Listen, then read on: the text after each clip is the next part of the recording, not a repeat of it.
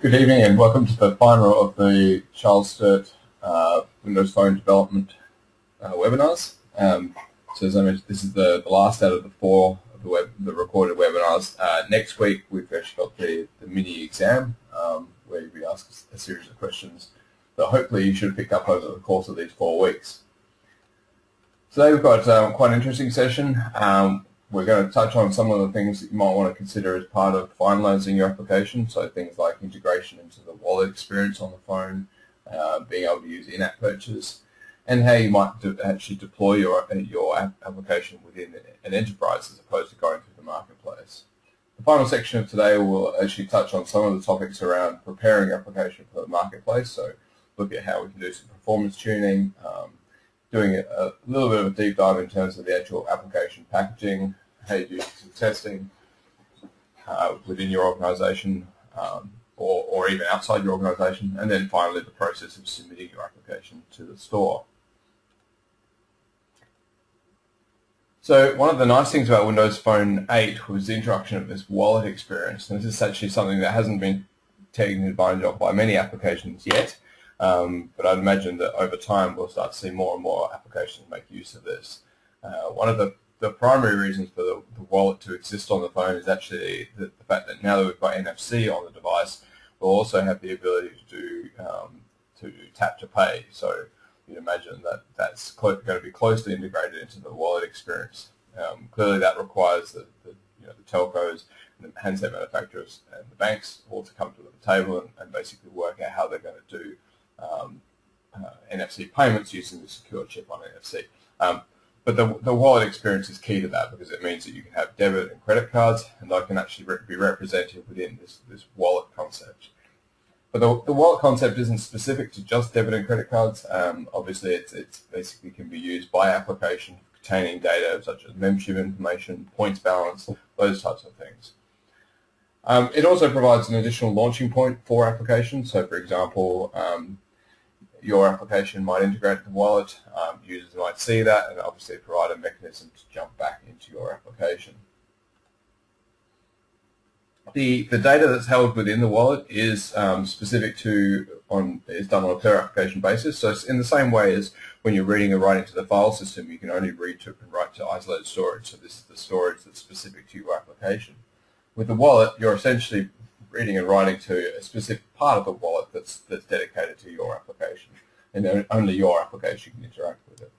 So the types of information that you might want to include within your part of the wallet experience is things like membership balance, transactions, so whether the users paid for things or receipt, or that type of thing, special offers, and anything specific to your application that you want contained within that wallet experience.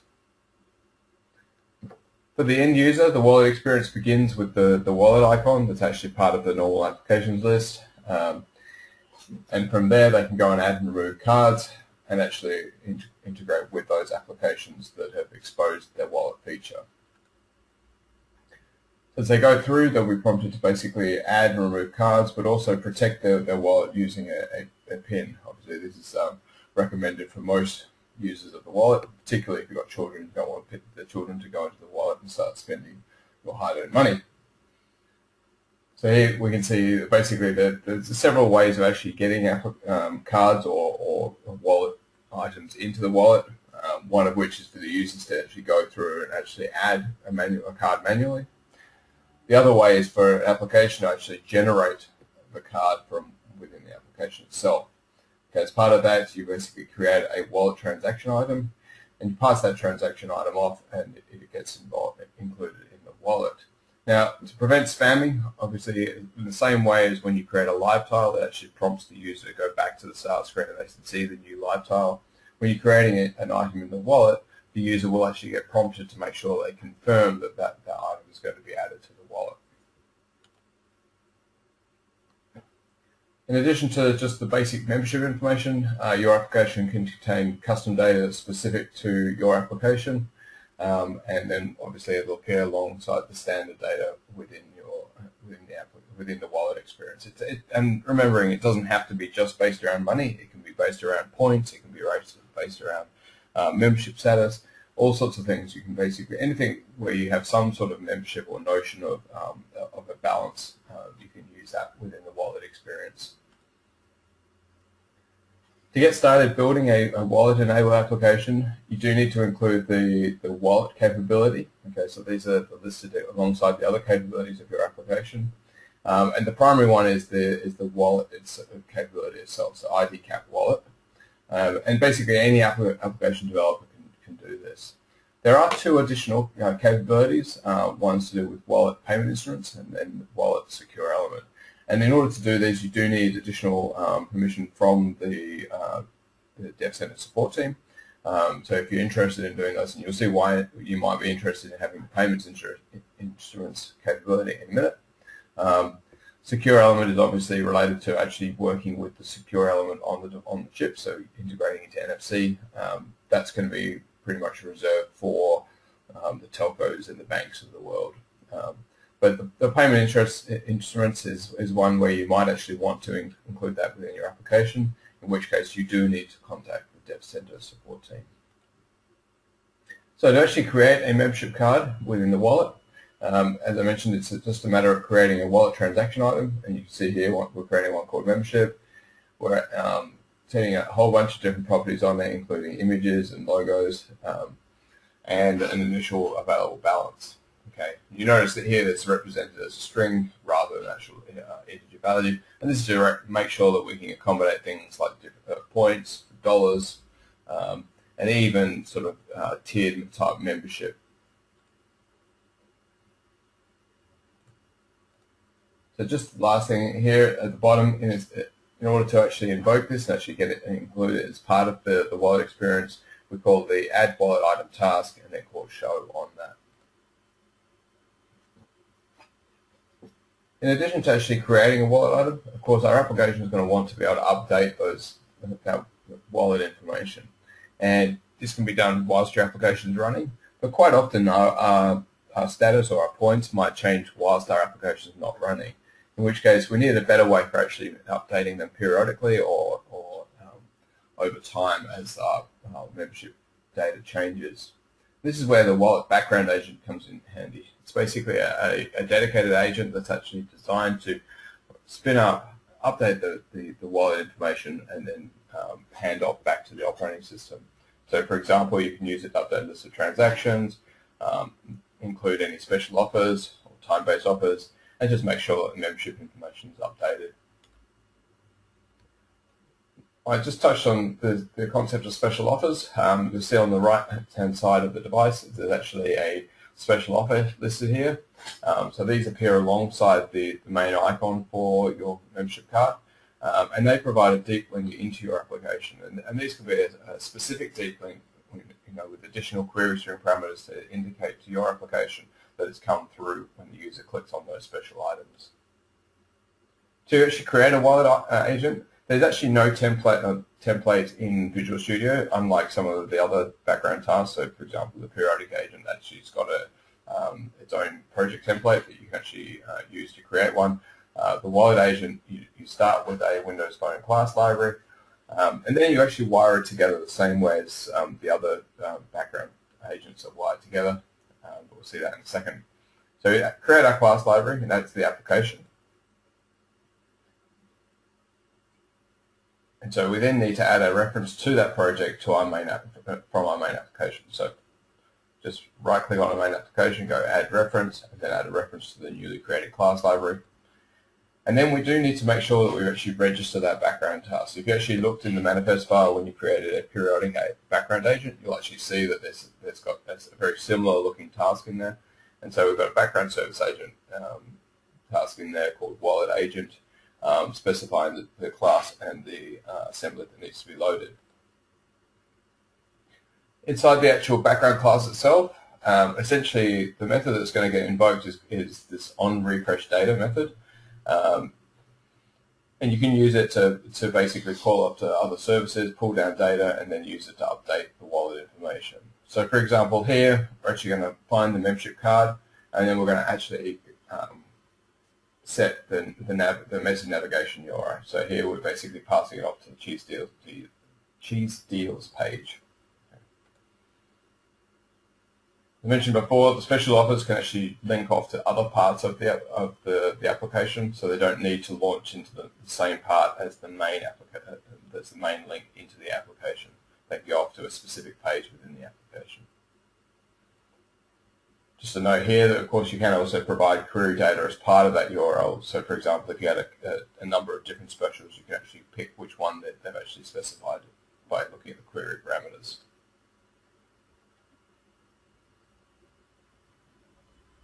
So the refresh background agent actually gets invoked in a number of cases. So firstly, before the card's actually displayed for the first time, but it can also be manually invoked by the user. So you'll see here that there's actually a menu item there called refresh, and that allows the user to basically force that refresh of that membership data. You'll also notice in here that the user has the ability to delete and unlink from the app. Now, the delete one kind of makes sense. Basically, it's just going to remove the card from the wallet in the same way as the user has the ability to control whether the application creates the card in the first instance. They've obviously got the ability to then delete it. Unlinking from an app is an interesting one. It's really only relevant to when you've actually got a credit card or a debit card actually included within the wallet.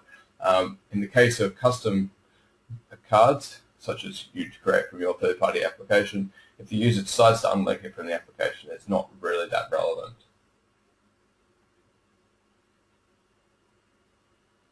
So one thing to note about the basic wallet card that we've just created is that it doesn't actually form any, keep a track of any sort of transaction information. Okay, so it can be used to maintain a balance of a particular card, for a particular card, a particular membership. But it can't be used to actually show a transaction history as such. In order to do that, we actually need to use the payments instruments card type. So you'll need the payments instruments capability, so ID cap wallet payment instruments, for which you will need to request additional privileges from the DevSense support ticket. So this is literally a matter of going to dev.windowsphone.com, logging in with your App Hub account, and going through to the dashboard, and then there's a support option that you can then lodge a ticket. And in fact, they'd be more than happy to actually extend that capability to third-party application developers. So here we're basically going to actually create a payment instrument as such. In order to actually track the transactions or to log a transaction, you do need a payment instrument to log them against. Once you've actually created a payment instrument, then of course you can actually create transactions that go along with that payment instrument. So just step through the code here. So essentially we're going to look for the payment instrument itself. Once we've found the payment instrument, we'll actually go ahead and create a transaction. So you can see here that we're going to do a cheese purchase for a display amount of 10. Now you notice here that again this is specified as a string, not actually as dollars or cents or some other currency. And again, this is to allow different transaction styles. So it could be points, it could be create membership tiers, etc. Once we've actually created the transaction, we then need to add it into the transaction history for the payment instrument, and then call save async to actually commit it to the wallet. How this appears in the wallet itself, this appears as a separate tab. So if you slide across on a card that actually supports transactions, you actually see the history of those items being added in there. Now, one thing to note here is that whilst you can add transactions and things like that into the payment instrument, it doesn't actually communicate off to a bank. So any sort of actual transaction history capabilities, you actually need to implement those within your application. They're not actually capable of doing those within the wallet itself. The next section we're going to talk about is in-app purchases. This is a thing that a lot of developers have been asking for in the Windows Phone space, and obviously it's been enabled with Windows Phone 8. And there's a number of different scenarios this now enables, and one of those being is the ability for application developers to essentially create a free app and then provide the ability to purchase content or actually customizations of the application itself. So we basically look at three different aspects for generating additional revenue. So You can extend reach, so basically start off with a free application. One of the biggest criticisms of the marketplace is that even though we've got the capability of doing try and then buy, all of those applications would always appear in the purchase section of the marketplace. They would never appear in the free section. The reason being is that obviously there is a paid for part of that. So users, if those applications would appear in the free section, people would complain that, well, they're not free. They've just got a trial mode. So now we've got in-app purchase. We can actually create a free application, which is essentially your baseline or your free experience, and then users can then upsell, or the app developer can now upsell to either purchase components or additional functionality within the application.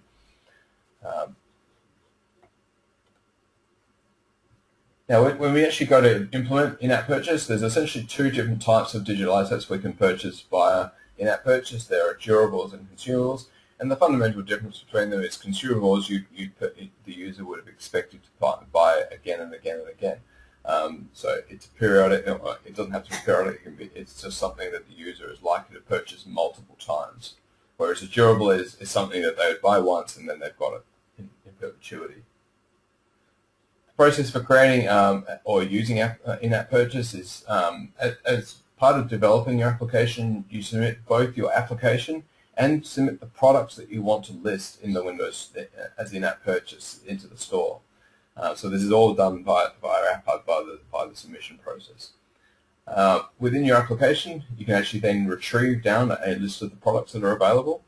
You can then actually purchase the products, and then part of that, as part of that purchase process, you'll end up getting a receipt or signed receipt back from the Windows Store to verify that the user has actually purchased that particular product. So a number of different scenarios, depending on whether they're durable or consumable. So, for example, if user buys the save option for a program, it should be enabled after the purchase and each time they run the application. So that's the concept of a durable. Alternatively, a consumable, for example, the player buys 1,000 health points. It's basically up to the application to make sure that it records that and then tracks the usage of those health points. But that's something that the player might want to purchase over and over and over again. So the actual tracking of in-app purchases is a combination between tracking the actual receipts that come back from the marketplace and the spending or the consumption of those within the application itself.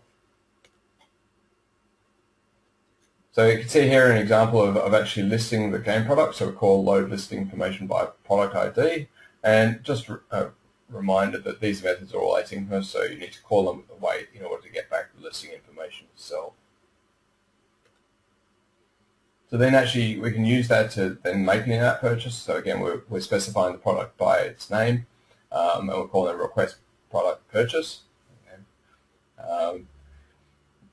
Basically, the second parameter there, false, basically determines if the receipt is actually provided for the purchase at the time of submission or not. You can then actually query to get back a product receipt at a later stage, calling the get product receipt method.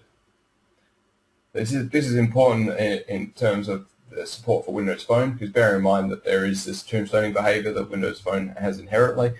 So, for example, the user might have gone off to purchase it. For whatever reason, the application might have been tombstoned in the background. Okay, so when the application comes or the user returns back to the application, it'll actually have to be rehydrated. Again, you'll be wanting to requery to find out whether those product receipts or whether there was a receipt for the product that the user has just purchased. So here's another way of actually checking all of the licenses that the user currently has. So here we're basically querying the product licenses enumeration, and you can actually then use that to determine whether the user has actually got permissions to use a particular product or not. In addition to that, with consumables, you can actually query to see whether it's active or whether it's obviously whether the license is consumable or not. Okay, it's particularly important to basically keep track of the usage of consumables. As I noted initially, this is a very important way to essentially start monetizing applications rather than using the trial mode to full version. Okay, obviously that we don't want to flood the market with multiple versions of applications, so having a free version with paid upgrades, or the ability to do, for example, pay to get rid of in-app that type of thing is particularly powerful. So moving right along, we're going to talk about Windows Phone in the enterprise. One of the limitations about Windows Phone 7 has actually been the inability to support the deployment of enterprise applications without actually going through the public marketplace. Okay, so in the past with Windows Phone 7, a user would have had to go, or a developer would have had to go on and build their own application, put it out into the marketplace, and then for the organization to basically consume that as if they were an external customer. Now, organizations didn't like this for a couple of reasons. The first one being that every time they wanted to build an application or even roll out an update for an application, they have to go through the marketplace certification process. So whilst it's not particularly onerous, it is another 3 to 5 working days for each update or for each application you want to push out. Second problem is the fact that the application will be in the public marketplace, and it's very hard to constrain that so that people outside the organizations don't have access to it. And even if you do lock it down with username and password, other organizations can see that there's an app there. The strategy around that, or the interim solution to that, was to make the application private in the marketplace, which again just simply hides it from the public search. If the link to that application gets outside the organization, so it could be forwarded by email, all of a sudden people can then download that application onto their device, even if they weren't part of the organization. Just a side note here about the types of scenarios that we want to support with enterprise applications. And essentially we talk about devices being managed or unmanaged. So essentially by this we mean that for organizations that have some sort of mobile device manager, those devices will essentially come into the organization, whether it's BYO or whether they're pushed out by the organization. They'll essentially be managed by the organization. So they'll have policies set on them. So for example, minimum pin length or the ability to do remote wipe. They might even have applications pushed down to those devices. On the other hand, we've got unmanaged phones. Okay, so, and the scenario here would be such like you might have a contractor that comes into an organization. They bring with them their own personal phone. The organization doesn't want to be responsible for actually managing those, and yet they do want to enable that contractor to be able to see or use some of the internal applications. So we do need the ability to actually support that unmanaged scenario. With Windows Phone 8, we do actually have the ability to do enterprise deployment, so we've now got the ability to deploy applications without going through the Microsoft Windows Phone Store. Now, essentially, the nice thing about enterprise applications is there's virtually no difference between enterprise applications and a regular application you'd build with the Windows Phone SDK. In fact, it's the same SDK, it's the same tools and technology, it's the same skill set. In fact, you're building an application exactly the same way. In fact, you could even submit the application to the Windows Phone Marketplace. It's exactly the same. The only difference is that, of course, in most cases, the enterprise won't push it through the marketplace certification process. Instead, it's reliant on the internal development and testing of those applications to ensure their validity. As the applications are being pushed out to devices that are still locked, that don't need to be developer unlocked, it does mean that capabilities are actually going to be enforced on the device. So, for example, if the application uses location, it will actually prompt the user to confirm that they want to install it and use those capabilities. So the big difference between an enterprise application and an application that's gone through the marketplace is the difference between who signs it. So for applications that go through the public marketplace, the DLLs and or the ZAP file are actually signed by Microsoft. In the case of an enterprise, both the DLLs and the ZAP file are actually signed by the enterprise. So the enterprise does need to have their own enterprise certificate. It's about $300. You can buy it through Symantec. So it's a relatively painless process to actually get that certificate. Once you've actually got that certificate, you can deploy effectively an unlimited number of internal applications to an unlimited number of devices. Now the caveat to that is that it is designed for enterprise distribution. It's not designed as an alternative to the public marketplace. So as part of that, Microsoft have got some cases where they can actually revoke those enterprise certificates, which means that the applications deployed with those certificates will start to fail. So to actually push out applications signed with the enterprise certificate, it's a matter of firstly signing the applications, and there's actually a PowerShell script that comes with and is documented with the Windows Windows Phone SDK. So you can actually use, once you've got the certificate, you can actually use that PowerShell script to sign the applications. So it actually pulls the ZAP file apart. It actually does a native compile on all the DLLs. It then signs each of the DLLs, packages it back into ZAP, and then signs the ZAP file. With the ZAP file actually signed, or the application signed, it's a matter of actually deploying both the certificate, which only needs to be done once, and then the applications out to the individual devices.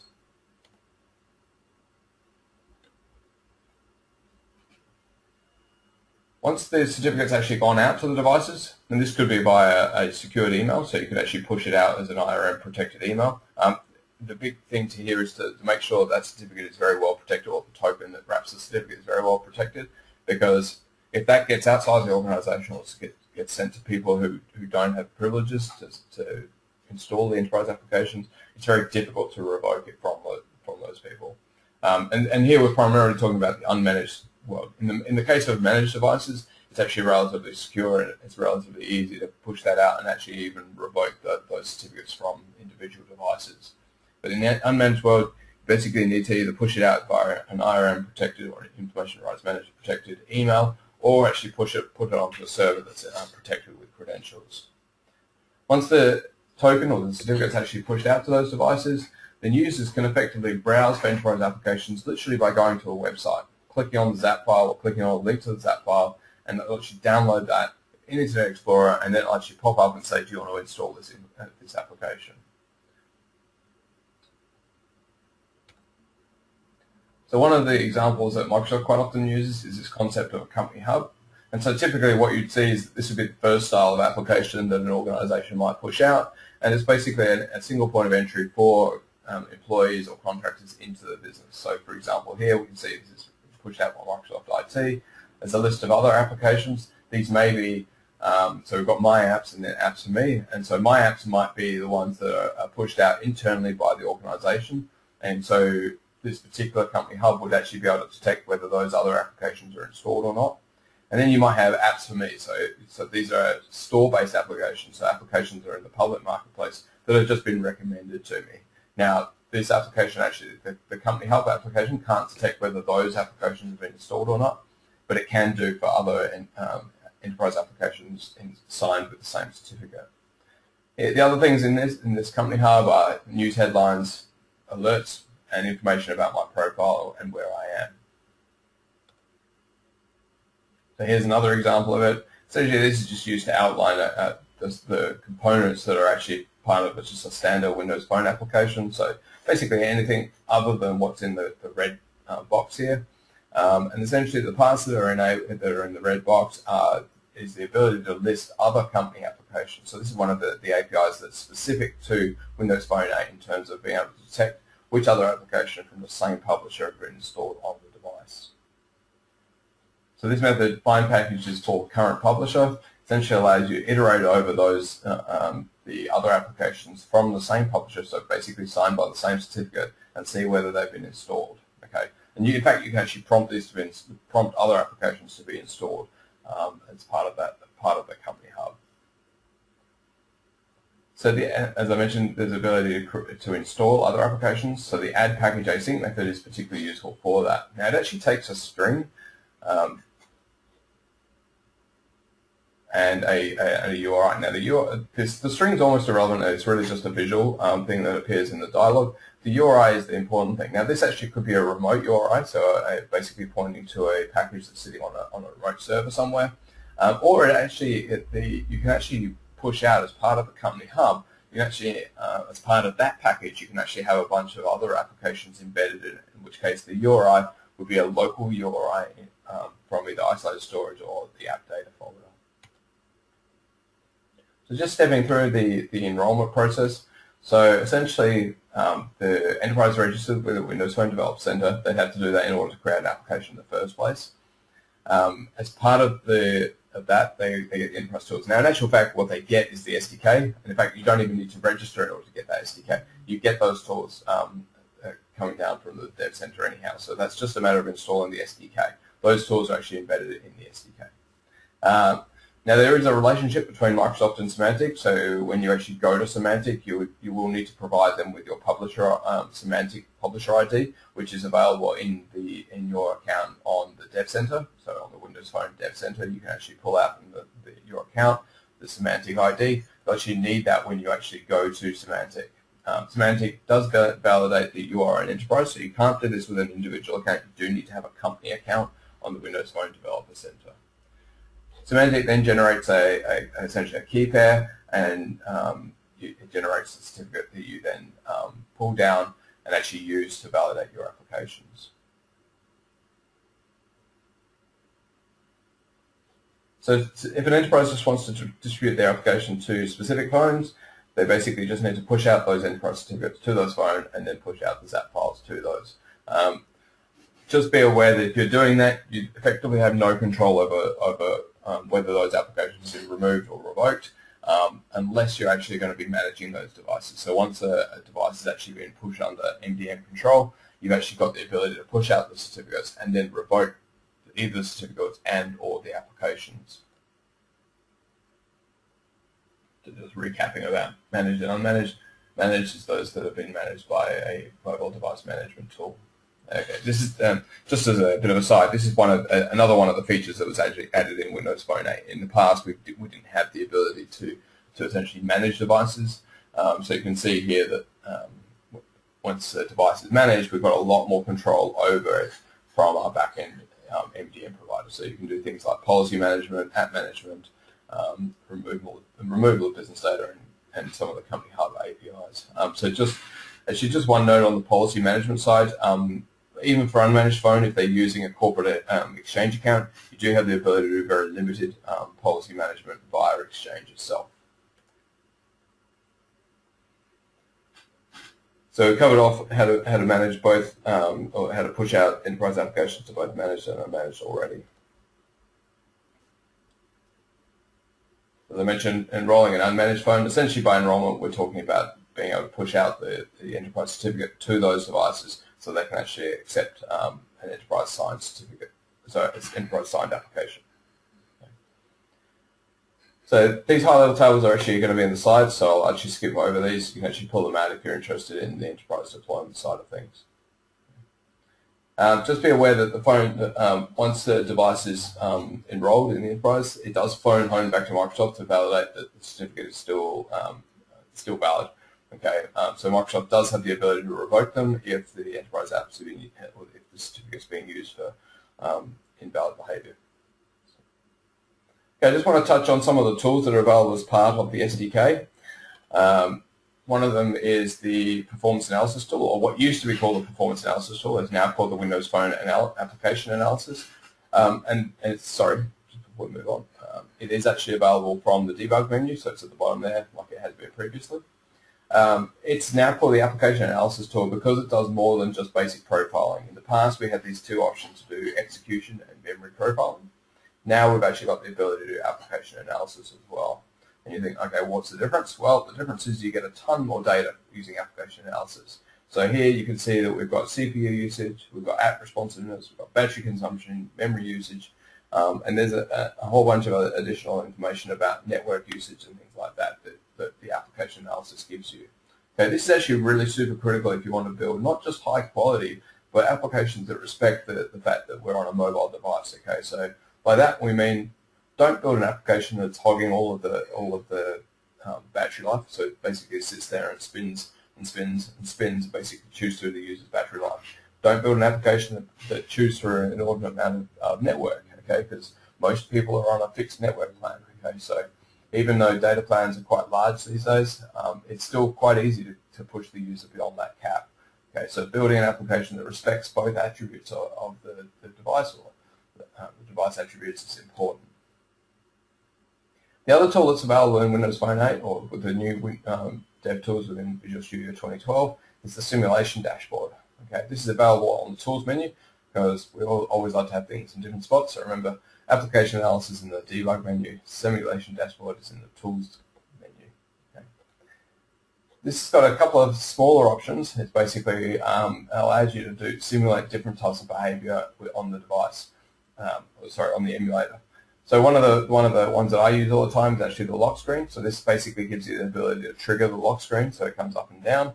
And even triggering reminders, particularly for game developers, you'd want to use the trigger reminders to basically invoke a reminder that partially blocks or obscures the screen, and just to make sure that your game actually deals with it accordingly. For most application developers, the network simulation is probably going to be invaluable because it gives you the ability to downgrade your relatively high network bandwidth from your host machine down from 2G, 3G, 4G, Wi-Fi, and then also set to no network at all.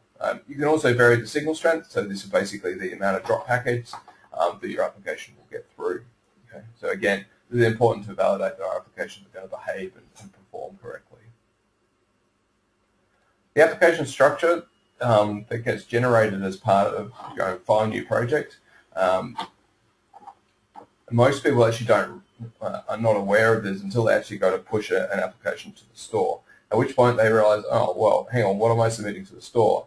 Okay, so it's important to actually know that what you're submitting to the store is a ZAP file, and is located, once you actually do a build of your application, will be loaded in the bin, either bin debug or bin release folder, depending on which build configuration you're using. Highly recommend that when you do submit to the marketplace, you actually make sure that you submit a release build to make sure that you don't have any of your debug flags in the application as it's deployed out. So there's a number of different things that make up the ZAP file. Essentially, they're going to include the DLLs that make up your application. It's going to include any content or assets that you include in there, so images, videos, basically any file that's been marked as content in your, or has the build action set to content within Visual Studio. So you can include here other DLLs, you can include here other files such as XML documents, those types of things. Anything your application will need when it actually runs. Okay. You also notice that the structure is actually got two manifest files. Okay, and these basically define the actual contents and the application structure. Now you can see here that we've essentially opened the ZAP file in Windows Explorer, and the reason we can do that is that the ZAP file, essentially when it's built in Visual Studio, is just a zip file. Okay, so you can basically rename it from ZAP to zip, and then expand it out like you would a normal compressed file. Now you might think, oh, well, what does that do for security coming down from Marketplace? Well, the good news is that the data coming down from Marketplace, the ZAP file you download from Marketplace to the device, is now encrypted, so it's not possible for someone to intercept that and get access to your code or your resources. I mentioned there's two manifest files, so this is the first of them. Okay, so this is the app manifest file. You'll see here that it's got the various assembly parts or the components of your application. This is actually quite not relevant to most of us. In fact, in the 3 years I've been building apps, I don't think I've ever gone in and modified or looked at this file. What's more relevant is the WM app manifest file, and this is basically used to configure a whole bunch of things about our application, from which extensions we're going to use in integrating into the device, through to application icons, through to the capabilities or the hardware requirements for our application. There's now an actual manifest editor. Okay, so you can go here and actually define things like the icons or the tiles and the navigation, the initial navigation page. This is used for the most commonly used. It's available for the most commonly set properties. Okay, there are some things such as setting background agents and some of the extension points that are available to Windows Phone applications. Some of those you will actually need to edit the XML directly. And that's simply a matter of right-clicking on the WM app manifest file and either clicking View Code or Open With and selecting the XML editor. Just a note here on the tile sizes. So you'll actually notice on the previous page we have the ability to specify various tile images. Okay, depending on whether you've specified the flip, cyclic, or iconic template, and we covered these in the previous session, will determine what size you actually need to submit for those. So, for example, if you're using either the flip or the cycle image, you basically need to provide the small, medium, and large tile sizes as they would be displayed. The iconic images are slightly different. So here we basically have got an icon that appears on the tile, but actually it doesn't actually take up the full space. Okay, so the design behind the iconic template is to allow app developers to put their logo on essentially a colored background and have it alongside a large formed count. Okay, so in the case of the small and medium tile, it uses the small and medium iconic images. In the case of the wide tile, you don't need to provide an additional image because it uses either the small or the medium size images, depending on whether there's other content on the tile or not. Big difference between Windows Phone, a new project for Windows Phone versus the Phone 7 versus Windows Phone 8. When you created a new project in Windows Phone 7, it had all of the capabilities enabled by default. So it's very easy for developers to create an application and not have to worry about which capabilities they needed to enable. With Windows Phone 8, this is not true. You can see here on the right that basically only a subset of the capabilities have been selected. Essentially, it's up to the app developer to make a conscious decision to use one or more capabilities. And in fact, if you try to use a capability that's not defined there, so for example, if I try to use the microphone and I hadn't checked the cat microphone capability, it's actually going to throw an authorization exception. So you'll see that within the application, and that will probably be your cue to go back to the capabilities list. In addition to capabilities, we've also got the ability to set hardware requirements. So capabilities are basically what functionality within the device we want to make use of. Okay, it doesn't actually dictate that we need those functionality to be available. So, for example, cat proximity is typically used for NFC or for working with NFC. You don't actually this specifying here doesn't actually require the device to have NFC. Okay, so your application will continue to run even if it's run on an NFC-less device. So hardware requirements basically saying, okay, for our application to work or for our application to even make sense, we need certain capabilities. So for example, if we had an application that solely used the gyroscope or didn't make much sense without the gyroscope or the compass, we could actually say that the compass, the magnometer, and or the gyroscope are required. We can also require NFC or even the front or the rear cameras to make sure that our application is going to work correctly.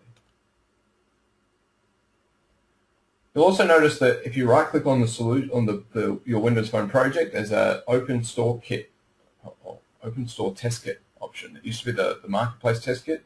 It's been rebranded as the Store, okay, as on most Windows Phone devices. And this essentially allows us to step through some of the tests that the actual submission process or certification process would go through prior to us actually submitting it. So you see here there's a number of different sections. So we've got application details, automated tests, and manual tests. Application details is really a matter of just making sure that you're aware of what requirements are going to be asked for when you go through to submit your application to the Windows Phone Store. So generating the store tile, generating the appropriate screenshots, both in the various different resolutions, because remember we now support 3 different resolutions. So if your application supports those resolutions, you've got to provide screenshots for those resolutions. So WVGA, WXGA, and 720p. Just a note, you'll notice on the previous slide that actually this screenshot is not a particularly good one because it's got these counters on the right-hand side. Okay, these are not a defect, they're actually counters that have been applied as an overlay to the application. And in fact, they're actually only there when you run the application in the debugger, or I should say when the debugger is attached. So you can see here, this is a snippet of code that actually says, if debugger is attached, then set the enable frame rate counters to false. This is by default set to true. If you look in the app.xaml.cs file, you actually see this line of code with that set to true. The simplest option is rather than actually messing with this line, you can actually just stop in Visual Studio, rerun your application in the emulator or on the device by clicking on the app tile, and it will actually run without actually having those frame rate counters there. And you can just take screenshots that way. While we're talking about screenshots, both the devices and the emulator now support the ability to take screenshots. In fact, the emulator supported it since the previous iteration of the tools. So there's a separate side window that comes out and allows you to take screenshots. On a device, it's a matter of pressing the power and the home button, and that will actually take a photo or a screenshot of the current screen. Now, as with previous versions of Windows Phone, the applications do have a memory limit. For those who have built Windows Phone 7, you'll actually remember the limit being around the 90 meg threshold. That's actually been increased substantially to 150 meg, or so it would appear. Now, the reality is that on Windows Phone 8, due to the changes in the the core platform, your application will actually run at a slightly larger size anyhow. So the increase is not as substantial as you first think. Now there are some devices that actually require more memory in order to run. So you can actually specify that you want to request or that you need to run on high memory devices. Okay, and so you can add these capabilities to the manifest file. Now just a note, in the past the 90 meg threshold was somewhat of a soft limit. So when you submit your applications to Marketplace, it would actually do some it would do some checks at certification time to verify that your application doesn't exceed that 90 meg threshold. When your application comes to run on a real device, it can actually go well and truly above that 90 meg threshold, and so long as there's available memory on the device for the platform to give to the application, it will continue to run okay. So you might have seen some issues on the low memory devices such as the 610 where your application might struggle, but on the high-end devices, generally it was okay. With Windows Phone 8, this model's actually changed significantly. It's actually changed so it's a very fixed hard limit. In fact, your application is likely to crash if you get to that limit. Okay. So it is important, if your application is likely to go over, you actually request the capabilities of going over those limits. Now, while you're building your application, you might want to distribute your application out to other members of your organization so they can actually test the application. So firstly, I'll just reiterating the fact that you can actually take a look at the ZAP file by renaming it to zip file. There was a maximum size for ZAP files.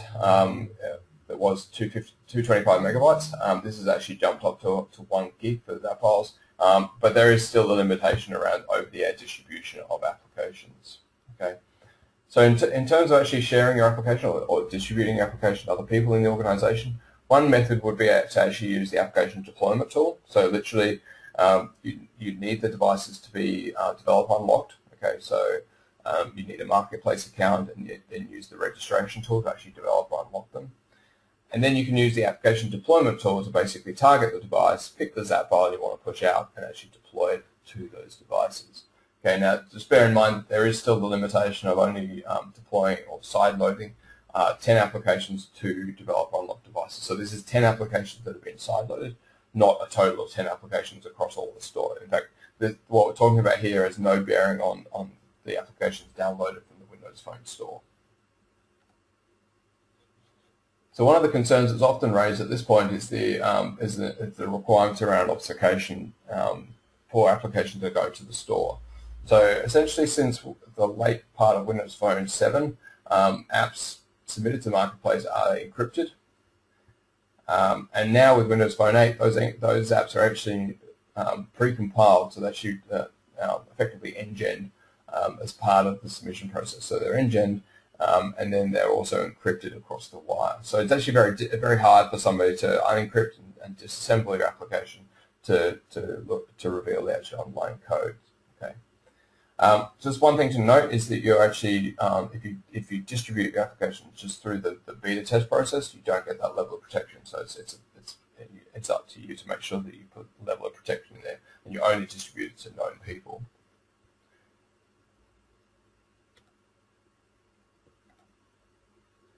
So when we're submitting to the Windows Phone store, there are a bunch of rules and regulations we've got to jump through. Okay, it is the only way to get an application onto the public phone, with the exception of applications that are deployed by the enterprise. Okay, so with Windows Phone 8, we've got the ability to do enterprise deployment. We can use this as a way to push out applications that don't go through the store process. Clearly, this is limited to enterprise applications only.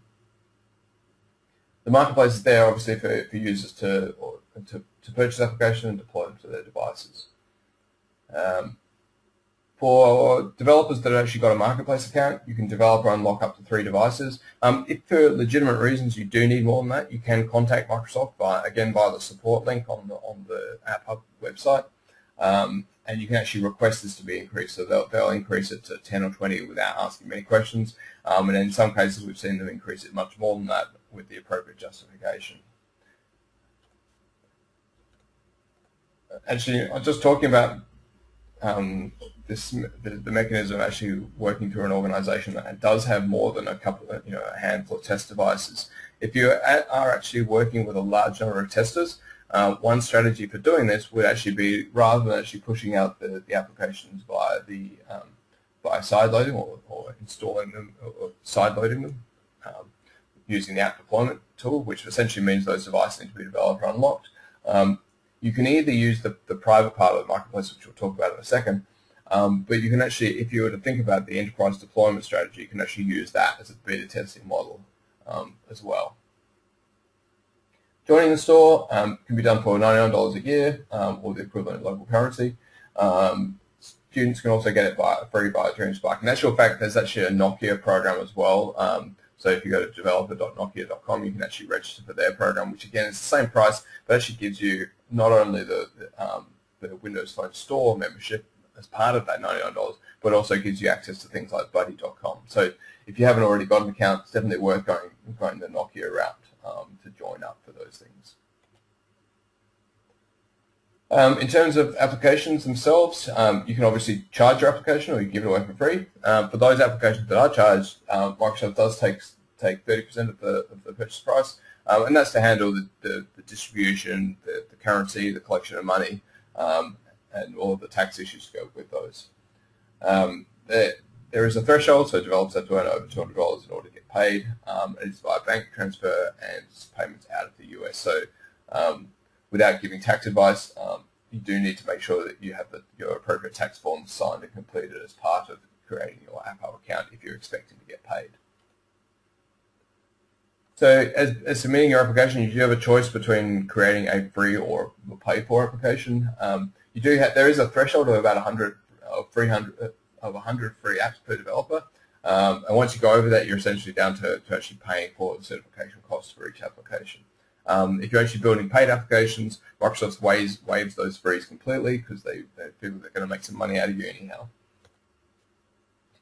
I mentioned before there is this try before you buy kind of concept with Windows Phone applications. So when you actually go to submit your application, you check the box to basically say whether your application supports trial mode. And essentially what happens with those applications, they're still deemed to be paid for applications. They'll appear in the paid part of Microsoft in the marketplace or the store, not the free version. And essentially the only difference in terms of your application is that inside you can basically query this is trial mode property. Okay, so this basically indicates whether your application has been tried or purchased.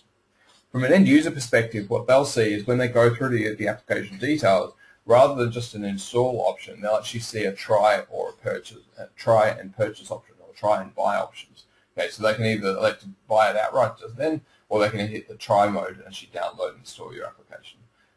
And then obviously you can detect whether it's in trial mode and prompt them or limit their capability whilst they're running in that trial mode. Now, it is just a single property, so it's really up to you within your application to determine how you actually make use of that. So you might have full functionality for a limited period of time, or you might have a very light version indefinitely. Or in fact, you might use it to basically determine whether ads are going to be displayed in your application or not. So with Windows Phone 8, we now have the ability to upsell additional features. So we've talked about the concept of in-app purchases. So rather than necessarily going for a pay-for version of your application, you can actually generate a free type of application and then actually purchase upgrades or purchase the paid version. Or you can actually use, of course, in-app purchases to create or to purchase other things within your application. The submission process to the store, there's a number of checks that the certification process goes through.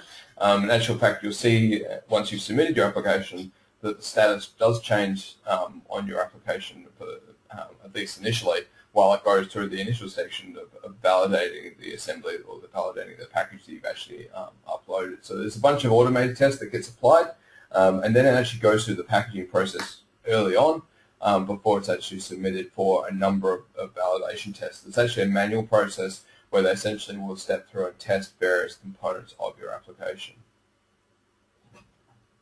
So let me just go back a couple of slides. What I just wanted to talk through is didn't really talk through much.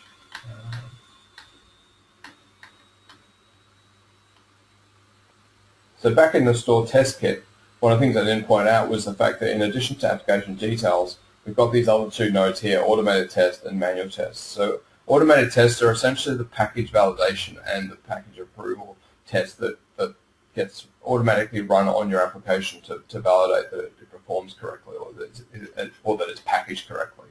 The manual test is probably the most interesting one. It actually has a series of tests that you as an application developer can step through and validate certain policies and requirements for the store. So it's basically listed as a set of high-level instructions or steps that you can walk through. And it also has links to the appropriate parts of the policy documentation around the store submission process. So that part's particularly important. So step through and basically check off, and it will actually save whether you check them off or not. So there's quite a few of them. So if you step through them over a number of days, you can actually track your progress through those quite nicely. Let me just step forward to where we were.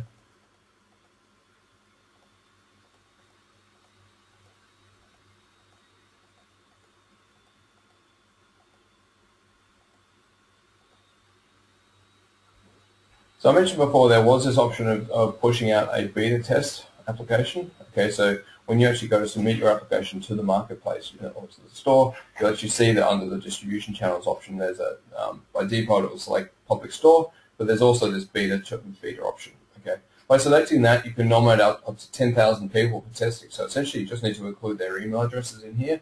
And now these are not just the email addresses; they're actually the Microsoft account or the live ID that they've actually signed into their device with. Okay, that's really important because essentially with the beta program, Microsoft manages which devices those that can actually install the applications. Actually, will actually validate that it matches the device and the live ID on that device matches with one of the email addresses provided in this list. Okay, those applications pushed out by this mechanism, and bear in mind that the beta testing option, when you submit an application, it doesn't go through the full testing and verification with Microsoft. Literally, it runs through the packaging and gets pushed out to the CDN, and then is available for those people on the email or with their email addresses in the list to download and install that application. Those applications essentially will run for 90 days, in which case in which time the user is able to give feedback to the app developer.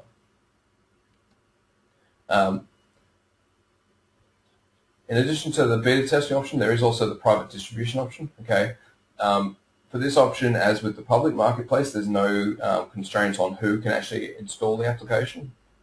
The only difference here between a private distribution and a public distribution on the marketplace is the fact that the ZAP or the application will not appear in a marketplace search. So either if you search on the web or on the device, if you search for a specific application that's been marked with private distribution, it won't appear on the search results. And it's actually quite a nice way of actually staging a full deployment of an application or a full publishing of an application. The process of actually pushing out your application by marketplace, so actually getting it tested and actually pushing it to the CDN, is actually quite a lengthy one. Even once you get the note back saying your application has been approved, it can still take 24 to 48 hours for it actually to hit all of the endpoints that are required in order for it to be available for all users of Windows Phone.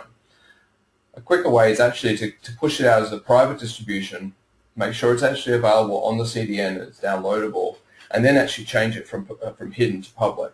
And that actually makes sure that it gives you the ability to toggle it or to publish it in a very short period of time. It's still not instantaneous, but does seem to be quicker than actually going through the full process of actually publishing it. Some organizations do use this private distribution as a lightweight alternative to full enterprise distribution. So if you're not too worried about people outside the organization having access to your application, or you don't have the tools and technology, the stack to basically do management of enterprise application, this might be a better option for you. So as wrapping up for today, I just wanted to go through a couple of tips on how you can generate more money out of your applications. And so these are backed by some of the research that Microsoft has actually done around good applications on the marketplace. So one, use trial use the trial API. Now this is actually this was based on research from Windows Phone 7 applications, because clearly Windows Phone 8's only just come out. In which case there wasn't the ability to do in-app purchases, so there wasn't the ability to generate a free application and then on-sell to users to then buy the full version of the application. So in the absence of that, obviously using a trial API was a method for doing that, and did generate more downloads and more revenues for those purchase applications. Using LiveTile, so again, obviously trying to push the platform, but also it turned out that more applications that actually use the live tiles get reused and are more likely to be used. Okay, so making sure that not just having the primary tile available, but actually making good use of secondary tiles and allowing the user to pin important or relevant parts of your application to the start screen. This will just cause the users to go back into your application more frequently and bubble up more relevant information to them. Going in tangent with the live tiles is also the ability to use push notifications. So again, good applications will make a good use of both live tiles and push notifications to drive more interest in their applications. Use the ad control. Okay, so we didn't touch on the ad control before. The main reason for that, particularly here in Australia, is that the ad revenue is very minimal. Particularly because Microsoft doesn't have any ad inventory in certain regions like Australia. Okay, for those developers who are using ads or who have built an application that is widely applicable to other regions. So, for example, if you've got an application that is just as applicable to Americans as it is to Australians, then the guidance is definitely to use the ad control and turn location on, and you actually get a higher level of CPM. For those applications, you actually start to use this as an alternative to making money out of it rather than actually having a paid-for application. In those regions where there isn't a high level of Microsoft ad inventory, such as Australia, Nokia actually do have their own ad control as well, so this basically allows it to use their aggregated set of ad content from multiple regions. And so this may be a better option in terms of ad revenue. Of course, you want users to be familiar or comfortable with your application, so actually making use of the Windows Phone style actually will drive more people, or it will encourage more people to actually recommend your application. Okay, this is not to say that you should use it verbatim and not use any of your own organization's branding within the application, and particularly when it comes to games. Obviously, games have got their own unique style. It's designed to be much more, engaging or rich with than your standard application. So for those applications, for games, it's probably less applicable, but definitely for applications, you want the user to feel familiar with it. So using things like the panorama or the pivot control, in contrast to trying to put together some sort of tab-based control, which doesn't really feel like it's part of the platform. We'd encourage you to push out your application as widely as possible. With Windows Phone 8, we've now got one of the widest or most available markets in terms of devices. Whilst we don't have quite the numbers of some of the other platforms, we've got more markets and available in more languages than most other platforms. Okay, so we'd encourage you to actually push out your application to a global market.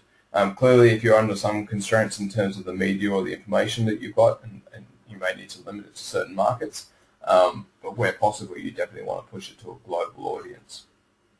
And where relevant, you might want to think about localizing to specific languages, currencies, and symbols. So a scenario could be that you're getting a lot of reviews back from, say, Germany, and you've built an English application. It may be relevant that you actually take that application and actually convert it into German. And it would make more sense to do that than do it into French. Okay. The other thing to pay attention to is listen to the reviews. Okay. You'll need to make sure that if you listen to the reviews from other currencies, and bear in mind that when you're going to look at your reviews, you'll only be looking at your local currency, locale. So you definitely need to change the other locales to see their reviews. Make sure you try and limit the size of your application. So limit your size both in terms of running size in memory, but also actual deployment size of your application. So just making sure that you're not deploying out resources or images or content that you don't need to. So a mistake that does happen from time to time is that people who've made use of design time data in Blend, sometimes the image libraries or whatever might have been accidentally included in the application, in which case it would blow out the deployment size of your app. Okay, so just making sure that those don't get deployed to the application. And the easiest way to do that is to take your zap file, rename it to .zip, and just make sure that the only files that are in there are the ones that you expect to be there, and that they're all appropriately sized. As I mentioned before, it's important to act on feedback. So, and this is not just specific to localization of your application, but basically listen to the reviews and feedback for your application, because it may be users have thought of an alternate use of your application, in which case it may be a direction that you want to extend development on, or they might really hate a new feature that you added to your application, in which case it would be worth revisiting or adjusting that feature. And lastly, update frequently. So not every week, but making sure that you periodically push out an update to your application, which ideally includes new features and capabilities within your application. And those applications that are updated frequently typically do get rated or moved into the top apps. So you'll see that those applications that are updated will get bubbled up by Microsoft to make sure they get some additional traffic to them. Lastly, deliver excellence. So no bugs, use fast application switching, and in actual fact now use fast application resume, and build engaging experiences. So where possible, it would be great to see more application developers making use of designers, okay, and particularly designers that know or understand the Windows Phone platform. Engage them early, so at the beginning of the process, engage them through the middle, and actually get them to help you build out the application, and then engage them again at the end to make sure that the application performs as they expected, and the usability is right on the money. So essentially that's it for today. We got through the material quite early because I wanted to allow a bit of time for additional questions, given this is the last of the webinars. Again, can't reiterate enough how important going online to the Learning Center is. If you can get on there and actually start to talk on the discussion forums, it's a great ability to share content, share information between the other participants on the webinar series. I'd also encourage you to sign up if you haven't already at wpmsdeveloper.com.au. And this is a really important way for Australian developers to be notified of events, news, competitions, and anything else that comes across from the local Microsoft team. So with that in mind, what I'm going to do is actually switch across and actually answer some questions. So the first one from Max. The in-app purchases details are while the phone is offline.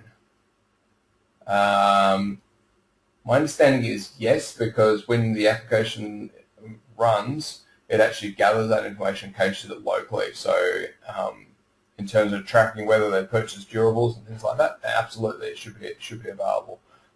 Obviously, whilst they're offline, they're not going to get the updates from doing purchases because they need to be online in order to do the purchases. Are there any third-party libraries for error reporting in apps? No, there's not, but by the same token, there also is the stack reports or stack traces that come back through the App Hub. So when you submit an application to the store, over time, if your application crashes, you'll actually get the stack traces that are relevant to those applications, and those can be downloaded from the dashboard online. If a user factory resets their phone, will the marketplace return a receipt for the previous purchase? What about consumables? Yes, in fact, Daniel, in both cases, whether it's a durable or consumable, the marketplace will still return a receipt for those. So it's not specific to the phone; it's actually specific to their Live ID or their account. Max asks, can an app update be submitted as beta?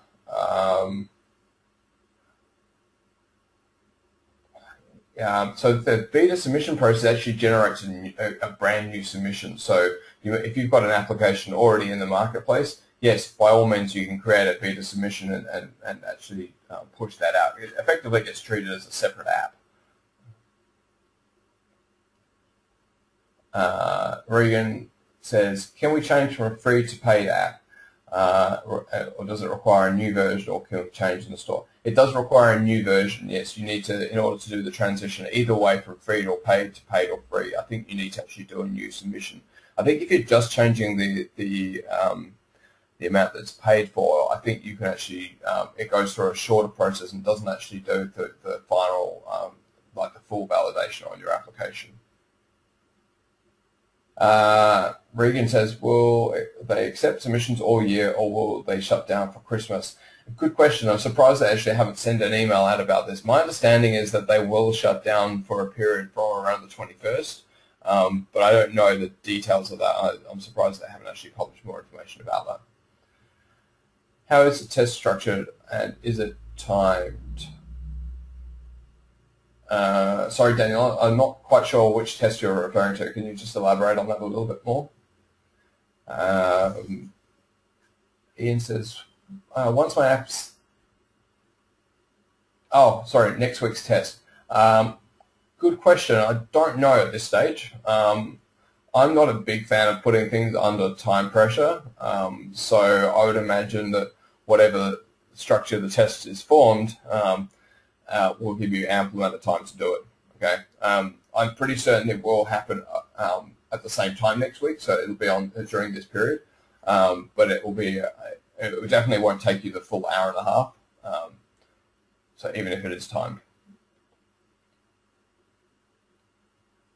Once my app is published in the marketplace, is there an expired duration? Not entirely sure what you mean by that question, but there's no way of actually forcibly uninstalling your app from a device, if that's what you're referring to. So essentially, once your app is in the marketplace and somebody's downloaded, you can't actually revoke it. What is the structure of the exam next week? Do we need to write code? How long will it take? It's probably going to be a multi-choice test at this stage. The only code that you probably need to write is actually just some scribbles to make sure that you can get things right in your head before you actually click on the right answer, or sorry, before you select the right answer.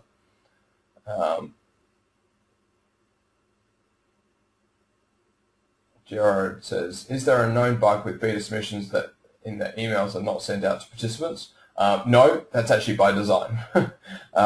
So essentially what happens when you do a beta submission is, even though you specify the emails in that list, those are just used by Microsoft to validate the live IDs. Bearing in mind that some people don't use the same email address to sign into their device as they do for their email accounts, Microsoft decided basically not to forcibly send out those emails. Instead, it's up to you. What you will do as the person who submits the app is you'll get an email from App Hub to basically say the app is ready or has been accepted into the beta process.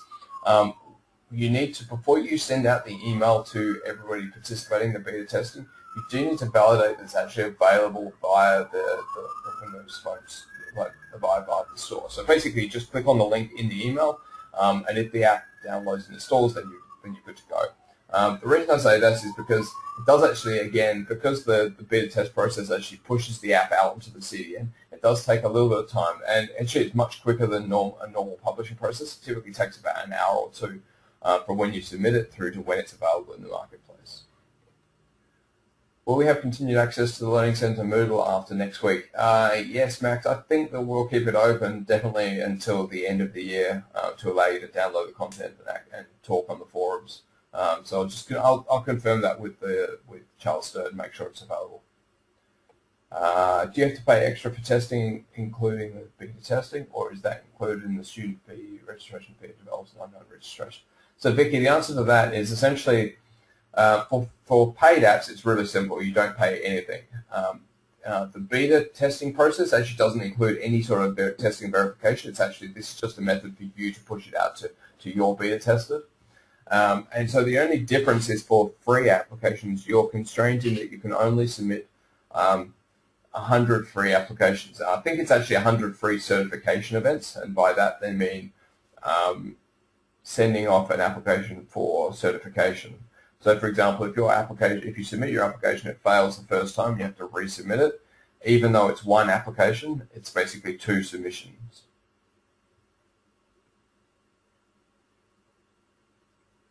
Oh, Vicky, I'm sorry that I keep dropping out. Essentially, if I'm not coming through clearly, the session's all recorded, so you should be able to actually listen to the playback to make sure you didn't miss anything. Essentially, no, the answer is that you don't need to pay for the testing unless you go over the 100 free apps. The published apps, will it forever be listed in the marketplace, any duration? Well, the published apps will be listed in the marketplace until you decide to actually pull it down.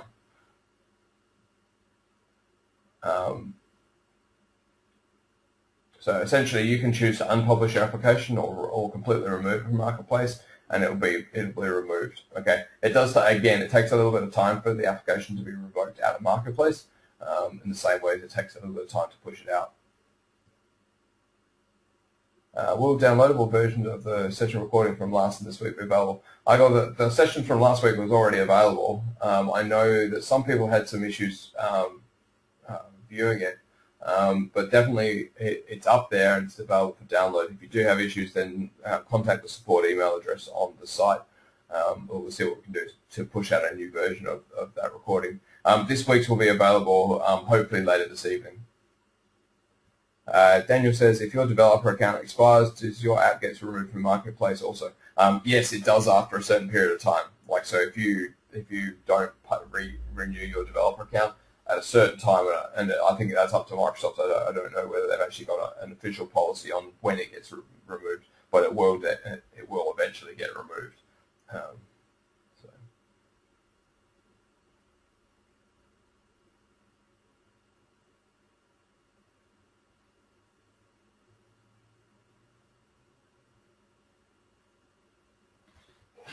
I'll double check what the status is with last week's version and make sure it's set to downloadable like the previous weeks.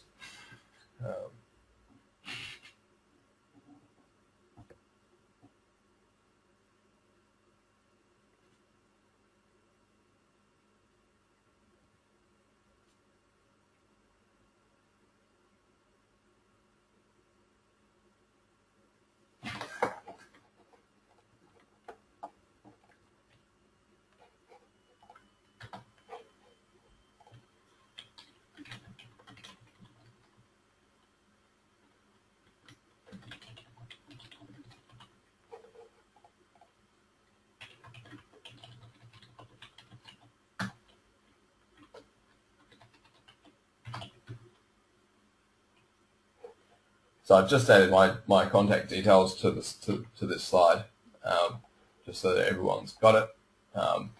Feel free to email me questions if you've got them. For the time being, if you actually push the questions out to the forums, unless they're specific things that you don't particularly want people to talk about, we'll see. I'm happy to take questions beyond this course as well. So.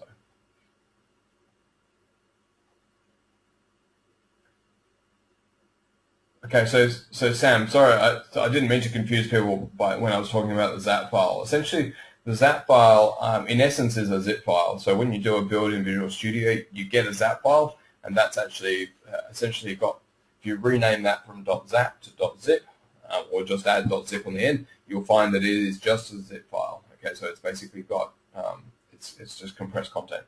However, when you submit that ZAP file to the marketplace, as part of the pushing out to the devices, it's actually encrypted at that point. So what comes down from marketplace down to the device is an encrypted form of your ZAP file. Okay, so it's then decrypted and then expanded out on the device. Okay, so you don't really need to worry about the encrypted part of it. That's actually handled by the store and then by the phone device itself. If you're doing enterprise deployment, so you're pushing out enterprise applications, it is worth noting that your applications, even when you sign them with the enterprise certificate, are not encrypted. Okay, so you do need to make sure that those applications are only made available on an internal network or via or encrypted somehow. Okay, so in actual fact, that's one method where you can actually use the concept of a company hub. Essentially, the company hub could be responsible for downloading an encrypted form of of another application, decrypting it internally, and then actually pushing it out or installing it on the device. Okay, so David makes the point that last week's session is downloadable if you right-click in Firefox and download it that way.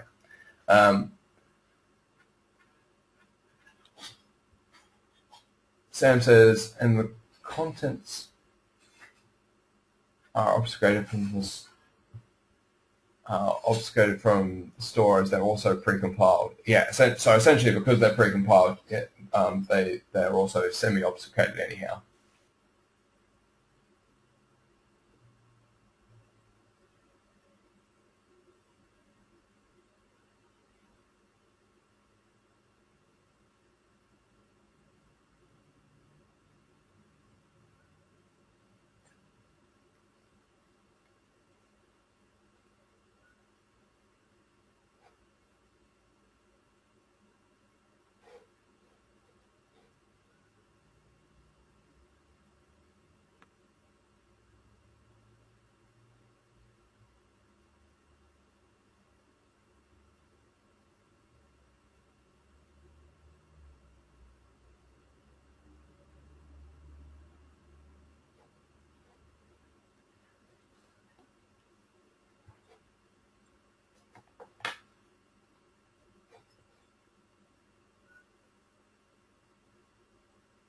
So I'm happy to take any other questions about anything else to do with Windows Phone, even if it wasn't covered in the course content.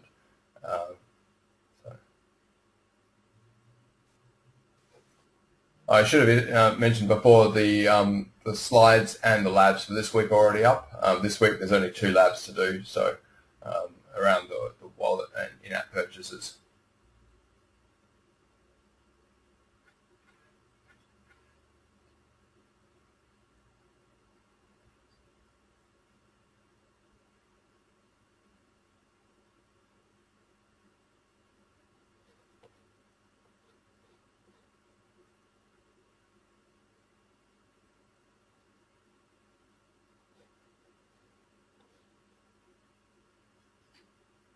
Yes, the exam will start at 7 p.m.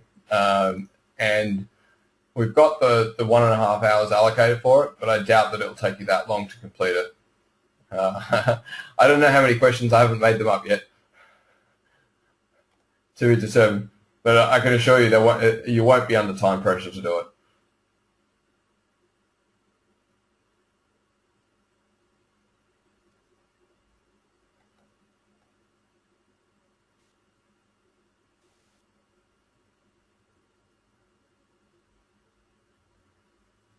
Sorry, Regan, I actually skipped your question earlier. I was just making sure that I covered everything. Do we get a piece of paper after the test? At this stage, I'm not sure. I suspect that we may try and get Charles Sturt to issue some sort of paper to say that you've sat through the course and done the exam.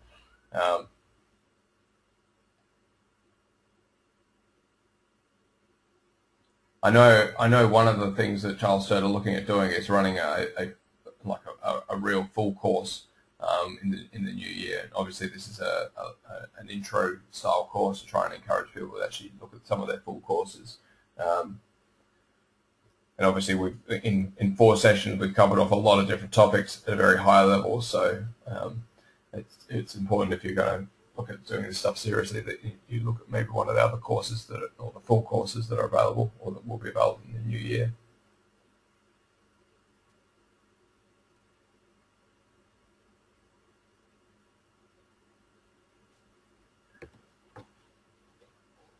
The other thing that might be of interest to people is actually that the full version of these courses are actually available online as well. So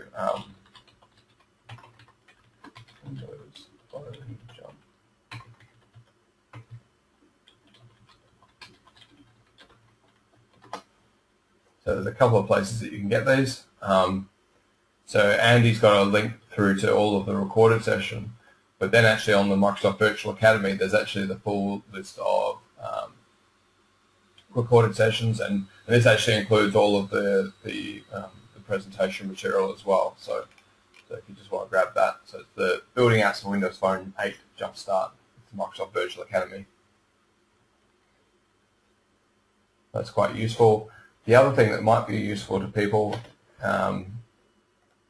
is there's also a resources page on the Dev Center.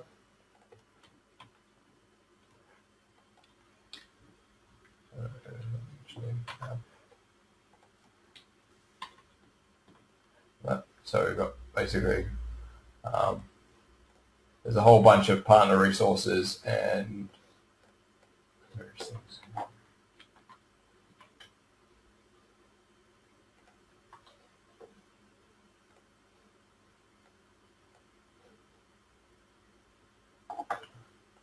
There we go.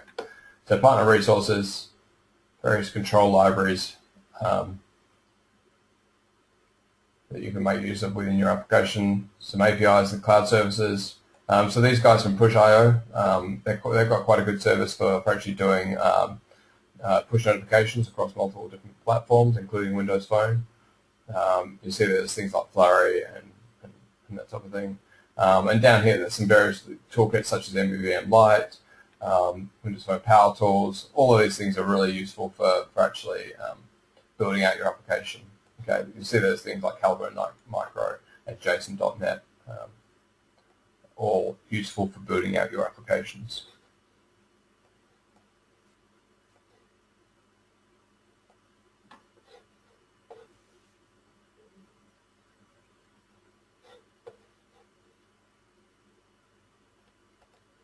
All right, just a couple more minutes to get your last set of questions in. So remember, happy to take them on anything to do with Windows 8 or Windows Phone 8.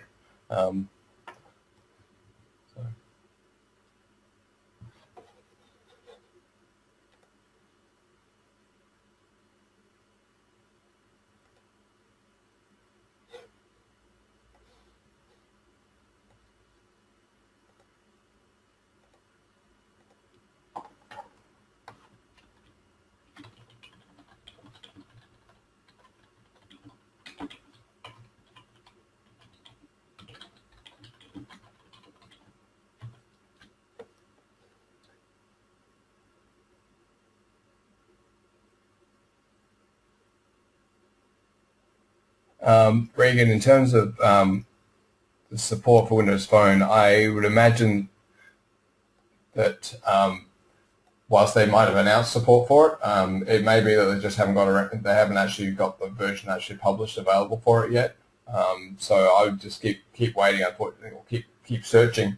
I can try and investigate and look for that, but I must admit I haven't heard about support for Windows Phone.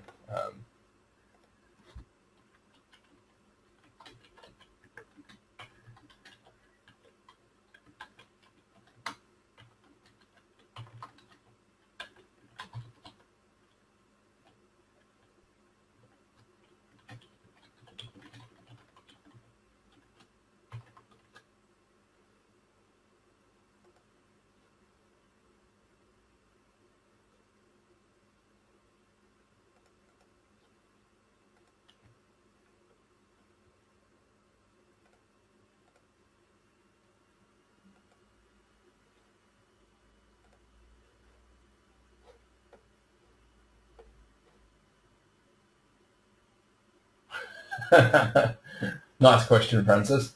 Have you ever been asked a question by a student just so that the student could say that you actually asked the question? No, but I guess yes. Now I have. So I've just logged a poll. If you guys can vote, that would be great. And once everyone's done that, we'll actually gather the results and I'll.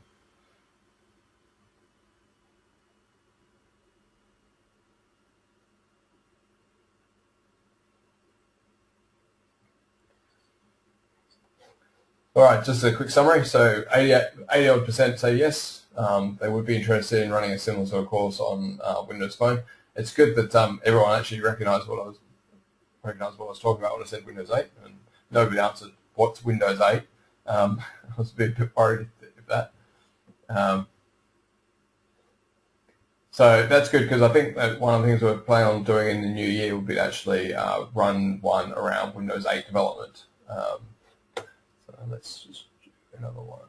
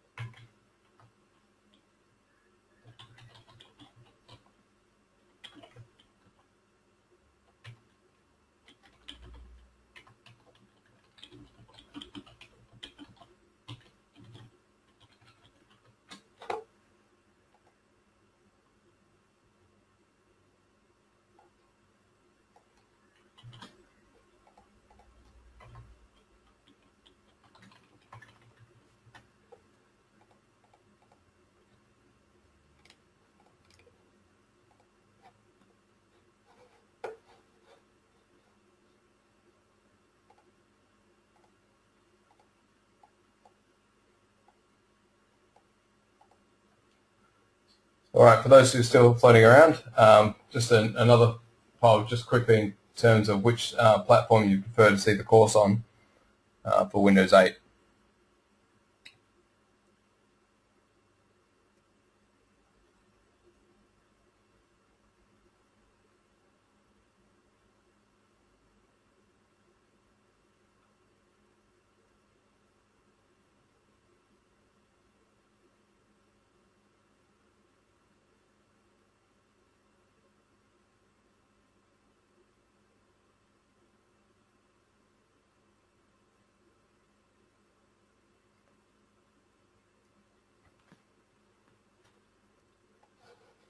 All right, for those who are interested in the results, so just on 50% wanted XAML and 33% wanted a combination, and then only a marginal amount wanted the other two. All right, with that, we'll actually close up the recording for today. So thank you very much for all attending both this webinar and the webinar series. We will kick off the exam at 7 o'clock next week.